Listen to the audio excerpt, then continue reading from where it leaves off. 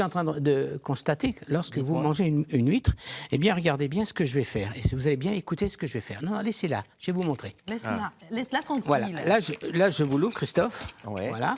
Maintenant, je retire la première eau. Pourquoi? Pour retirer les impuretés du voyage. Parce qu'elle est vivante, elle est comme vous, quand vous partez en vacances, c'est bien. Ah oui, je suis plein d'impuretés, moi, quand j'arrive. Voilà. Donc là, maintenant, je vais vous la préparer pour la dégustation. Maintenant, vous allez la mettre entre votre langue et votre bouche.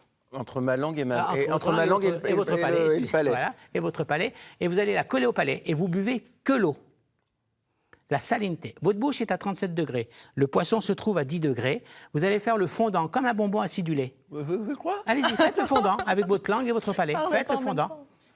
La partie cristalline va fondre et il va vous rester la noix. Et la noix, vous allez la croquer. Et là, vous allez avoir salinité, le terroir et la noix. Alors ça, c'est une expérience gustative. Essaye, Delphine. Non, mais j'ai compris comment ça fonctionne. Non, mais c'est génial. Fais comme ça.